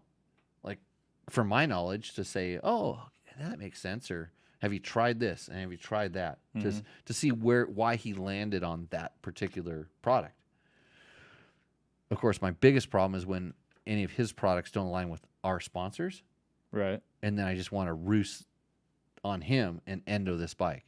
Right? That's how you do that. He does have some of our sponsors on there, though. I know he's got some. So like he's as far as the sponsor, it's stuff, weighted. It's yeah. weighted kind of in the middle of the thing. But any good show would just, because he doesn't have all of our sponsors on it, it's not 100% sponsored. We just have to Endo it. But at the same time, he's got some of them, so it creeps up the thing. And then now this is where me, as the all-saying, all-knowing, got everything, I'm going to pass it off to you and allow you to decide where it goes. Oh, okay. So I'm deciding where it goes? Yeah. Okay, Endo, because that gray is way too light for white. I'm gonna. You spent all that time talking about the components. I'm just gonna talk about the looks. The gray needs to be a lot darker for that white to work with it. Man, I don't mind the gray that much, but I hate the photo. The backlit photo is bugging the I'll hell bring this out of back me. up for the view. See, I wish that gray, I just don't like how light that gray is. I think this guy's got I think he likes his setup. He enjoys Yeah. his setup. He's got a good setup. Oh, it's set up for him, and It's set up for him, and if you would have just taken the picture from the other side, it would have been so much better. it's going down. It's not very far, mind you. It's going down. It's a light Endo. It's So, a light. It's a light Endo for the light gray. It's the kind of Endo that it's an Endo that you don't go over the bars. The Endo you just get weight in the front and it washes out and you fall off to the side. That's the kind Right. of Endo that was. There we go. I just want to know where that thing's for sale. Next photo, give it to me. Okay, this is gonna be Lewis West. I like the name. Uh-oh. We'll slow on the picture here. Yeah, Here we go. Lewis West submitted a 2015 KTM 500 EXC. this thing looks like a mosquito. This bike has the mosquito look to it. I see what you Wait. mean. I see what you mean. Yeah. Bob, wait. No, we didn't say Husaberg. What are you tapping on that thing for? I didn't tap on it. Are you gonna have? Are you gonna have some tequila? No, it fell off the bench. Okay. Anyway, so this EXC features upgraded front and rear springs, best dual sports power end cap, dirt tricks, Ironman sprocket, Cyclops LED headlight, Enduro Engineering standard soft seat, skid plate and side handle grab, Cycra Pro Bend handguards, tugger front and rear lift straps, sick ass, tidy tail, over 9,000 miles and over 400 hours, and it still rips. That last line puts it up a little bit higher on the Roost for me. High mileage. It has. I think he shot it with a phone that has a wide lens on it because it looks like when I first looked at it, it looked like a cross trainer, it looked like what's the electric bike we have right now? Freeride. The Freeride EXC. Mm-hmm. It has that kind of that high stance. I don't know. It's just the way the photo works. Right. His background is too busy. But he's out in the woods, and at least the light is right. Right, you the light. You kind of see what it is. I like the older bike. I like that he's got his stuff. I'm roosting this one. It's that last line for me. I don't like the graphic.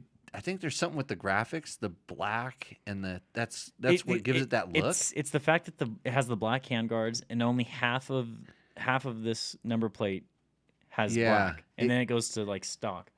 Because KTM had some weird designers that made some really phallic, I like to call them, designs on their things. Uh-huh. And this bike somehow grabbed some of that and then turned it into Insect World. And if you're wondering what we're talking about, you can look at. You can go scroll on through the YouTube video. You can watch the YouTube video and stuff. We actually should do a post every week where we put the Rooster Endo bikes up. Oh, like an Instagram or Facebook post. Yeah, and put them up and put them in a collage or something like that. Yeah, no, that's good. You know what? One of these times we should do that and let the fans vote. Like when how we have a hard time sometimes. Right. And we say, you know what? We're gonna put it up to a fan vote. We could do a poll or something like that. We really have a hard time if there's something phallic with the bike too. We do? I don't. Anyways, I like this guy's bike. I'm going with roosting. Okay. Whether your bike roosts or endos does not determine whether or not you're going to win the $100 Takamoto gift certificate. Here we go. A guy sent me an email that was thanking us for choosing his bike. Last week, he said we chose his bike and we gave him some good feedback on when we were. I think he might have endoed, and we gave him some stuff. Right. I think we gave him like a shirt or something. Oh, because we were so mean. No. He won the certificate. He won the $100, even though he endoed because we gave him such a hard time. But he deserved it. Okay, so because we learned something from his bike. Oh yeah. Okay, I think I remember something about this now. That's why we recorded it and put it on the internet so we don't have to remember it anymore. Right. Because I walk out of this room and I forget everything we talked about. Well, it happens to me too, and I edit this damn thing. Okay. Okay, so speaking of bad lighting, Larry here. Oh, Jesus. Larry Shelton. 2017 FE450. I think these guys are doing this on perfect. I think perfect. Your photography is as good as my speaking right now. Oh, 1 second here. Let me get this a little sized up better. All right. It is D-Smog. Features the JD. What year? 2017 FE450. D-Smog JD jetting tuner. It has an uncorked exhaust end cap with the reeds removed. Low profile rear turn signals. Integrated turn signals in the handguards. Kenda Trackmaster tires. 2020 FC450 suspension front and rear. Oh, he turned his FE into a race bike. Man, that suspension should not work on those slick rocks you're riding on, bro. The suspension does not match that at all. Yeah. And the tire, by the way, and Kenda helps me out with my riding schools and stuff. Trackmasters, wrong tire choice for that. Like, you need to go equilibrium, bro. Yeah. Like, the equilibrium would be epic on that. Run the Parker DT on the front and the equilibrium on the back, and that on those situations. It sounds like he was chasing for the perfect bike again, like with the FC. Like, no, he probably got a set of suspensions somehow. Right. I don't know. I'm just wondering if maybe maybe he's looking for Send It rocks, or maybe he was looking for a bike that he wants to ride to the track, on the track, and back home. You know how guys go to the dunes and they look for jumps, right? Right. I don't know why the freestyle crowd has not. Maybe they feel like rocks are hard mm-hmm. and they don't want to jump them. But like Right. there's because slick rocks are basically solidified sand dunes. Right.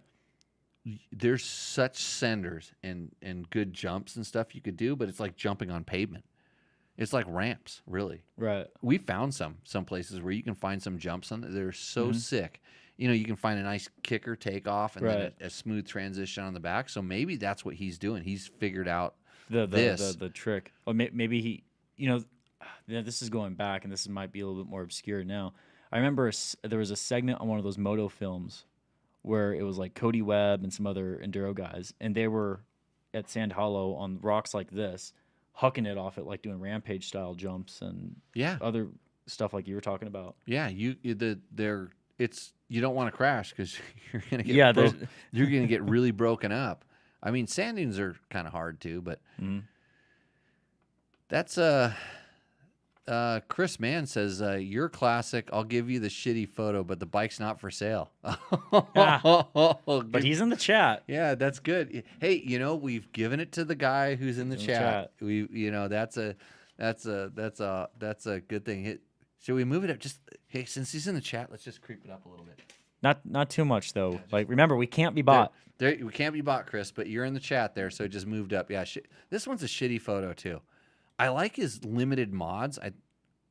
But I don't like his tire choice, and I don't like where the bike's at based on the tire choice, and so the suspension is what makes it Endo for me. It gets confusing. Yeah, just run it. Just get it FX or FC if you want that. Take Chris's place down there. Yeah.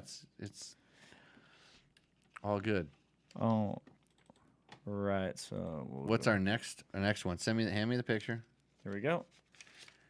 So if you want to submit your bike for Roost or Endo, it's real easy. You can just send a picture of your bike, hopefully a better picture than this one too, that looks like a cabbage field and he's going to make salad.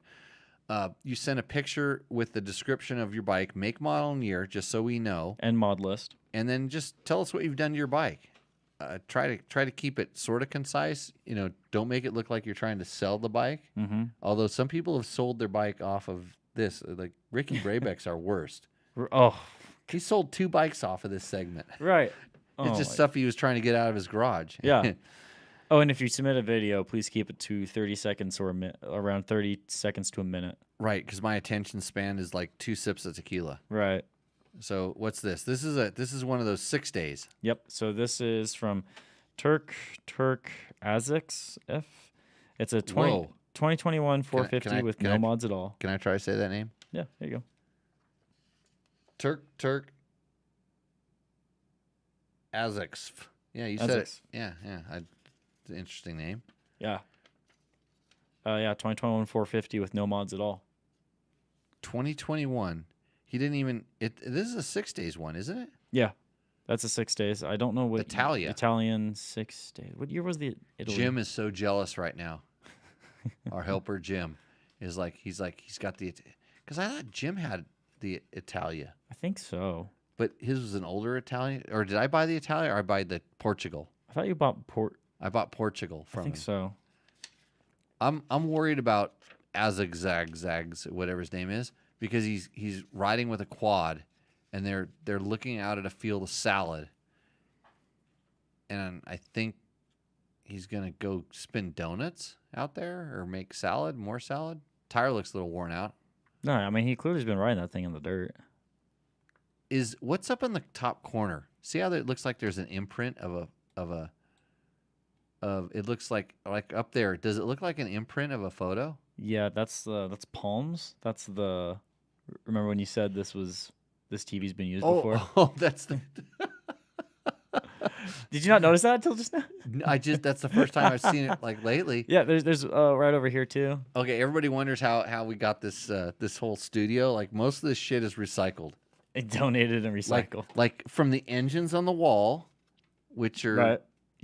One of them is Johnny Campbell's CR80, and that's one of my XR100 motors. And everything around here is like old used stuff. The TV screen that we're looking at, when we watch this, came out of the Palms, like the executive, like the Palms towers, right? Like super. They were because they're plasma TVs. They're heavier than shit. They are heavy, yeah. Yeah, they did some demolition, and a friend of mine had access to them, and so we got some TV sets. So Hey, that's they've been so I thought that was that guy's imprint. No. I thought he stole a photo off the internet. This is what I was thinking. He stole a photo off the internet and submitted it to win $100 on he needs it because This bike's pretty meh. yeah. It's meh for me. Meh.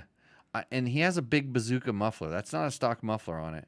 And I don't like big bazooka mufflers. And if it's all stock and he put that muffler on, I promise you it ran like shit. Endo. We have one Roost. I was going to go, we're. Do we have another Roost coming? Don't worry. Here we go.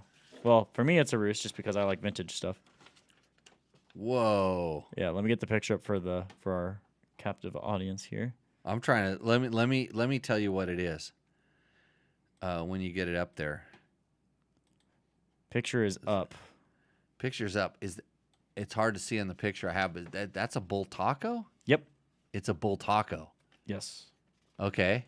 So this is from Peter Rottener. It is a picture of him from 1975. This is a Bull Taco MK8 250 Persang. Wow. Yep. Give his mods list. Bone stock. Peter, you just bone stock. It says bone stock. It doesn't nothing. So I'm assuming bone stock. There's no way that you could ride a bull taco that was bone stock. You had to duct tape something together. You had to cross thread something into place.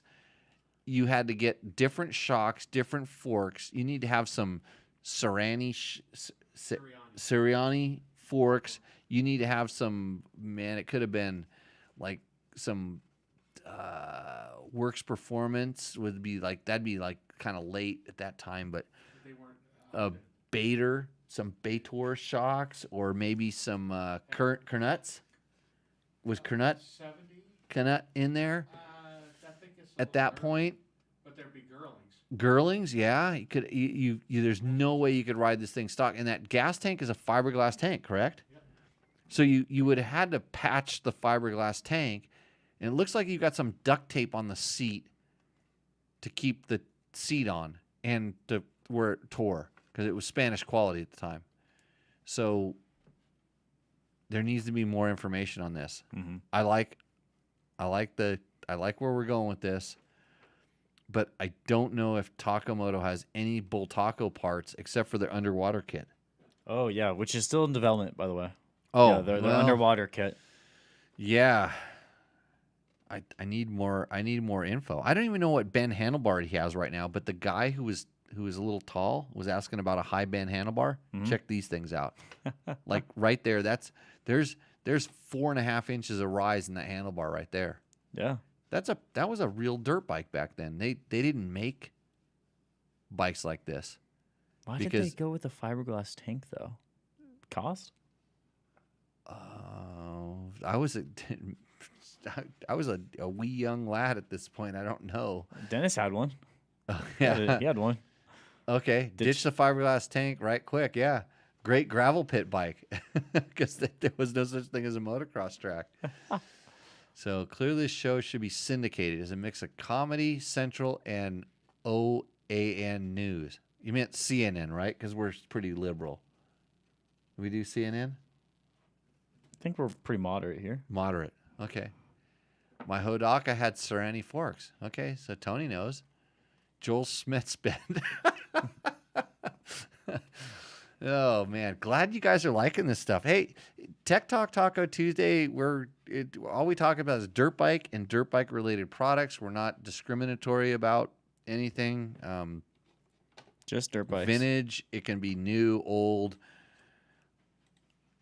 Man, I this thing has to roost. It roosts. It has to roost. And notice that his body position is actually pretty damn good, Matt. It is actually. The position is good. And he's not getting over the back and gassing it. He's just anticipating what's going to happen next, which means the suspension is going to bottom out hard, really hard. Roost. Preston plastic fenders? Are those Preston Petties? Yeah, I'm asking because I don't see any front. Well, he front didn't tell it. fender brace. He didn't tell us anything. He didn't tell us anything about it. And the problem with not giving us some info means that you're not going to win. We want to know at least a little bit about that. COVID, No, just a sneeze. So Okay. just allergies. monkeypox. No, I don't have a rash. So, Dennis think it Roost. I think it Roost too, but it's definitely not in my running for the No, top of the pick. I have my personal. Oh, you I have your my personal winner. thing. Okay, so I'm gonna help make my Ooh, decision. that sounded good. Like Mhm. nice and crisp. I got one more of these in motorhome. Weren't you Pub. supposed to reach out to get us a sponsor? I thought you said you had a contact or something. You just go right past me. Just do it. Okay, because the contact forms If- doesn't really seem to work. If I don't have to interact in this, I'll give you a little bit more percentage. Got it. The less work I have to do so I can tan the bottom of my feet, Right. the more money you make. Right. Okay. So, So this is my winner right here. and Matt's doing something right now that only I can see, Yeah. and So so we got to keep we can't let the people know that how there's, we communicate that here. there's behind the scenes, super top secret Yeah. stuff going on. Yeah, I'm actually running some code right now. It's doing a really advanced algorithm to decide who actually needs the $100 the most. Physicists don't do that. All physicists need to learn how to code. Oh, they do? Yeah, it's literally a required class for physics degree, and then there's coding involved in some of my physics classes. Then why can't you tell me why a motorcycle can go backwards and then come forward again? Conservation of momentum, I'm pretty sure. I just told you. Well, code it. Mechanical. So anyway, I think it's Chris Mann just because I liked his comment on YouTube. And I hope he buys a different graphics kit. I like that. I was looking at the thing, but since Chris, since you're watching the show, and I think you're a good guy, and I actually want to talk. I want to ask you if I know exactly where the top of it. Don't post it. Do not post where that picture was taken. Just speak in code.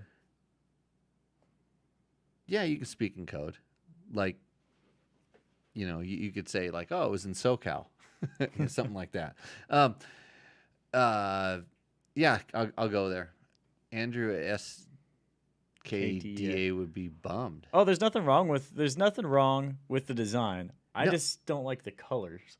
I have nothing. I couldn't tell the colors because the photo was crappy, but I don't mind a gray bike. Like Andrew Short's bike, that one that he turned like gray and black with those checkers and whatever he did. Yeah. Like I liked that bike. Oh yeah, Like see, it's not necessarily that I don't like that gray. It's just I wish there was a little bit more of a other color because it was light gray and white. A little too bright. I want another color in there to kind of bring down the whole. For me, it's a tie between this one here, the Mosquito bike, Yeah. and Chris's bike. But since Chris is in the forums and he's paying attention and into this, I think he wins for sure. And that's why I think he wins because I liked his comment at us. So Yeah, Chris, reach out to me. Let's see. It Roost has the shifters on the wrong side, as I know for a fact. No, Chris. Yeah, no, it Roost, but it's not winning. The Takomoto doesn't have any Bull Taco parts. Only the underwater kit. Only underwater kit still in development too. Yeah.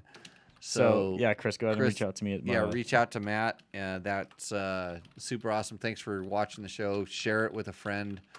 Let everybody know that your bike Roost. Just tell everybody. Yeah. The list is a little long. If this bike comes up for sale tomorrow, if it's on the EXC FE Performance Group for sale tomorrow, we're gonna resend it. But other than that, because that's a very complete list. Yeah, very, very thorough. Thorough, yeah, has all the stuff. Yeah. I wonder if he's one of those guys that keeps a spreadsheet of his all the stuff on the bike. That's a lot. That's a lot of stuff. Well, I forgot to do a count on how many there is here. What are you gonna spend the $100 on? There's nothing else to modify on that bike. A front disc guard, maybe. Hey, let's talk about our Bulletproof Designs product of the week. And guess what? It's a Bulletproof Designs product. Click my camera here. Click. This is the solution to your disc guard. So you're trying to protect some stuff, and the disc really isn't what you want to protect. You're trying to protect the lower part of the fork, which I've heard before. So they make these, and there's one on each side. I only pulled one off my bike, and I was testing it because I'm a pretty pea in the Princess pod. and the Pea. Yeah, so I'm that pretty pea pod guy, And so I bolted this onto the bike, and as you see, it got used a little bit. It has some dings in it. Mm-hmm. There's some little nicks and dings. I'll put it up as close as I can to the camera that you can see. So basically, it protects the lower bottom part of the fork. And if you're riding in rocks and technical terrain and stuff like that, you can, nick the bottom of the fork. And you probably won't care that much other than cosmetically, but your suspension tuner will. And I know this because I've tried to pull the bases out of my forks before, and I've hit them on rocks, and it doesn't come out, and you have to take a die grinder and open the hole up. Okay. Because it's a tight fit, it slides up in there, and you hit it, and it collapses it. So imagine it's like smashing your pipe, but you're smashing the bottom of your fork tube. Oh, wow, yeah. So this little guy protects you from doing that. It could save you, a lot of extra time and money And hassle. They weigh this one. I want to say I put it on the scale. I want to say this one's a little over 4 ounces, 5 ounces. So it's 6. The other one on the other side actually bolts onto the back of the bottom of the disc caliper. Mm-hmm. So it protects it has a little bit of a glide. So if you actually ran across a rock onto this, and it wouldn't actually hit your caliper mount and bend some stuff. I'm not so sure that I'm stoked on that one because it doesn't use these front 2 mounts. Right. But you can still get a wrench in there to loosen them if you needed to. Mm-hmm. So Bulletproof Designs makes these little guys. I actually installed my first Bulletproof Designs parts the other day. How'd it go? It went really well. Like, the only reason why it took me so long is because I was trying to take pictures of the whole process.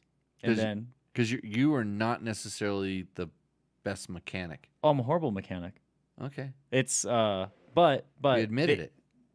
I readily admitted on this show. Oh, okay. There's my first ever appearance was us just talking about how bad of a mechanic I am. Like, I think it's episode 15 or 16. It's one of the first episodes. And I bagged on you the whole time about being a bad mechanic. Yeah. It literally, Was I mean? No, I thought it was funny. Oh, that's good. But I also laugh at myself pretty easily. So, but I was amazed. They actually went on really easily. Like if I wasn't trying to take pictures, I think I would have had all those, like, those radiator guards, the swing arm guard, the rear disc guard, and When you put the rear caliper disc, guard. when you put the rear disc guard on, Yeah. did you lube up the pins? Did you put extra grease in there? I have to take them off and put it back on now. How do I know this? Why is he? You just mention something and I just go to the obvious. Right. Well, because I've never really was done this it in the before. instructions? No, that wasn't really in the instructions. Oh, because you scan a card. I scanned the card and it showed the videos, and I think maybe they just assumed that you already lube it up, or maybe Because these guys know motorcycles. I mean, Yeah. you can tell by their parts. They work on them and they know them. Yeah. So they left that out. They did, or I'm not going to speak because the reception was bad, and I was just seeing the install part. I'm like, oh, okay. Okay. So- So you'll be taking that off again. We need Yeah. to get a new rear rim for that, and you need to call Trevor and ask him how he's going to pay for it. Like, just Yeah. get his credit card number. Yeah, I actually took that bike out for a ride. It makes an appearance in my video that I'm working on, and On Grindr? no, on TikTok actually. TikTok. Yeah. Okay. You know where the young kids are. Got it. But no, I forgot how Twitch? much fun that bike is. No, I haven't been on Twitch for a while actually. I need to get back on Twitch, but I've just been too busy. Because I was actually doing good on that. It was really fun too. What? Wait, this is a motorcycle show, right? I think so. Yeah. Most of the time. Yeah. Yeah, we're doing good. So it stuff bolts on. I bolted stuff on my KTM. All my Bulletproof parts that I had on my KTM 300 that I rode for last week were Bulletproof, and they did their jobs.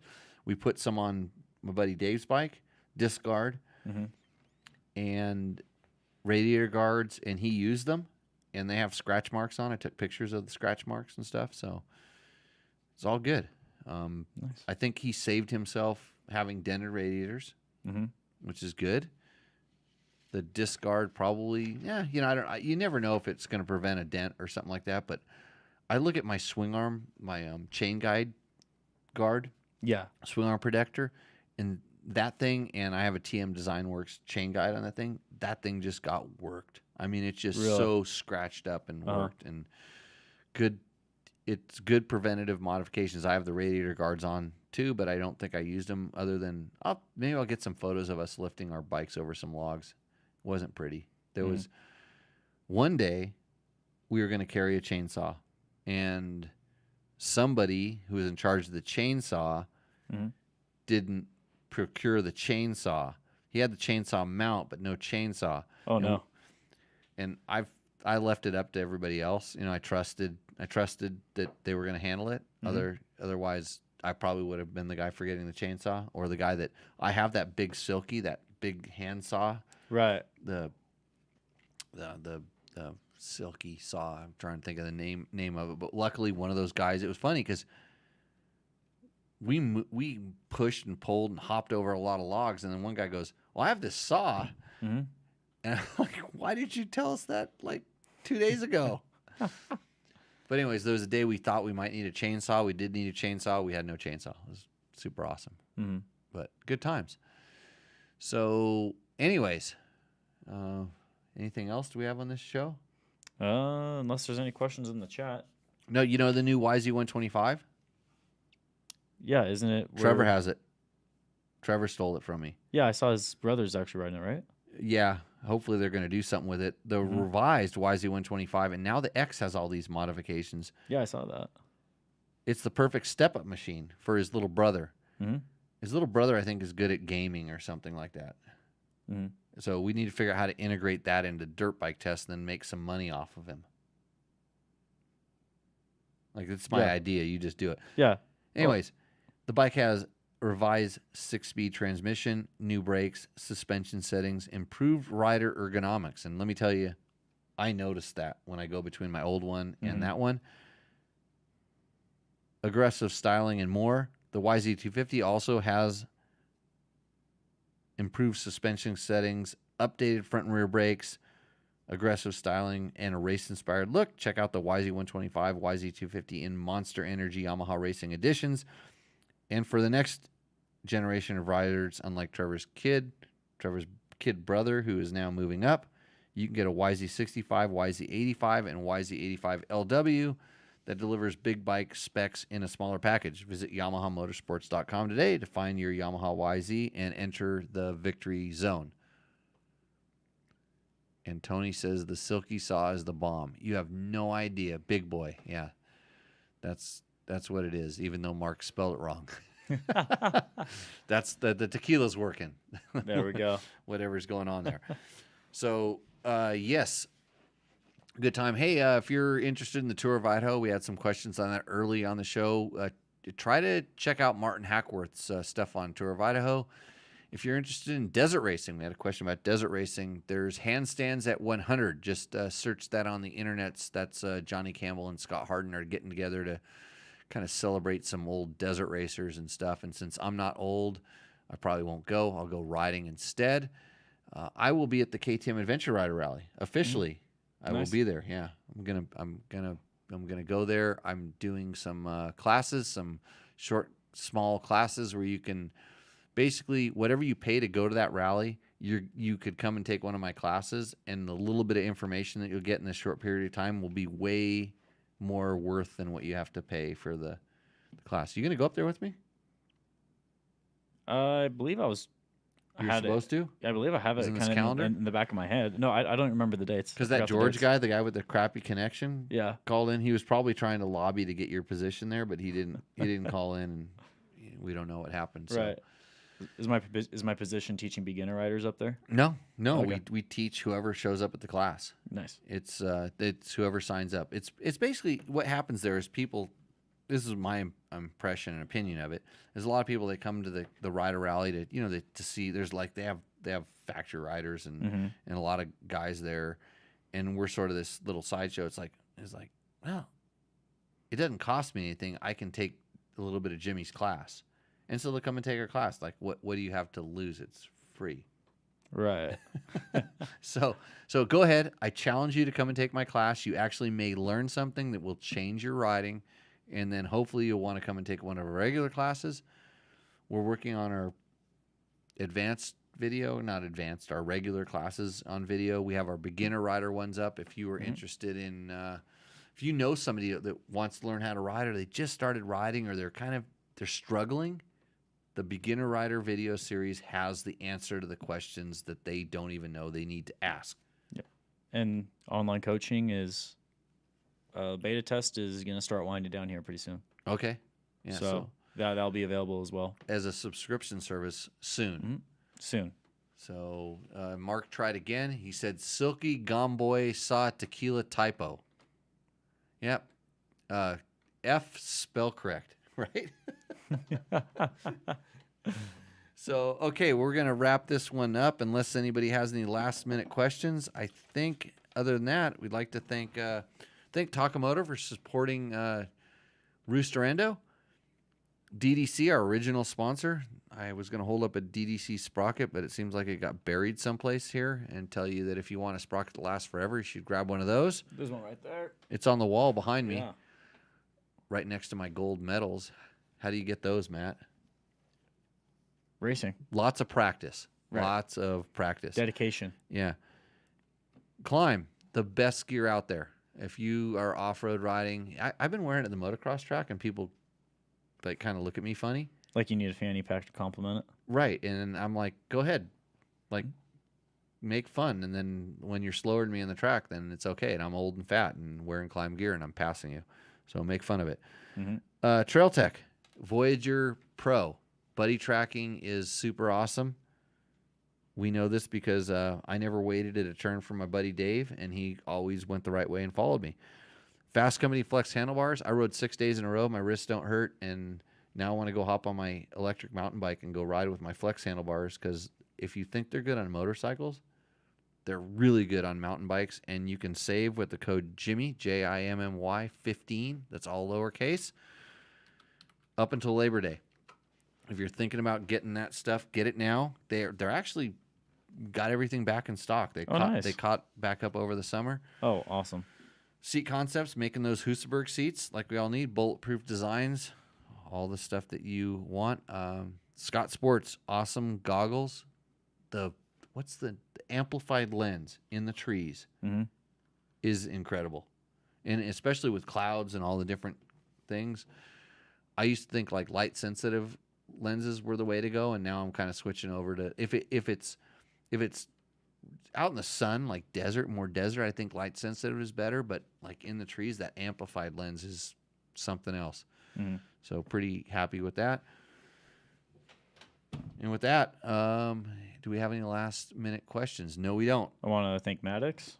Oh, hey Maddox, Yeah. thanks, buddy. Thanks for coming in. Your whole life changes tomorrow. What do you Sunday. So, you're not riding. He's not riding tomorrow. You got to go to school. Yeah. I'd skip school and ride dirt bikes. No, I wouldn't. Well, Don't I skip would. school. I would if my mom wouldn't beat the shit out of me. I would. So you're coming out Sunday to ride dirt bikes. Yep. What are you looking forward to riding? Which one? Honestly, just in general. In general, riding dirt bikes. Nice. He didn't ask to ride the Husaberg, did he? Didn't ask to ride it. Okay, no. good. Yeah, I don't those think he can those hold are it. those are over in the corner for a reason. They're like it's like reserved. I'm gonna actually put caution tape up around those. The 3 Husaberg 570s. So, Bob, Also, thanks for coming in. I don't know what you did to help because you didn't bring tacos.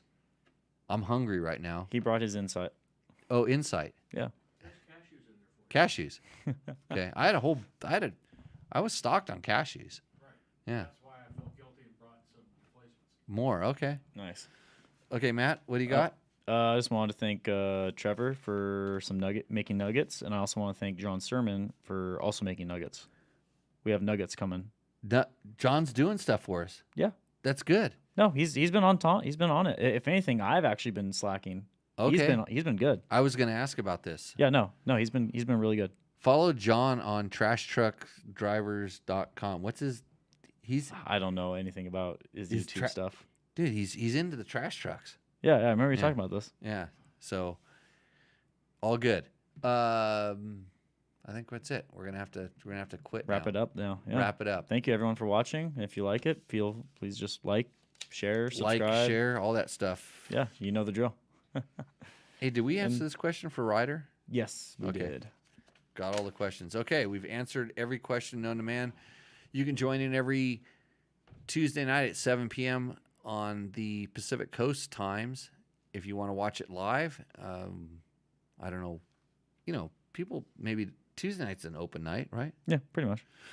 Okay, so Matt, shut down the show. All right, I'll press my 2 buttons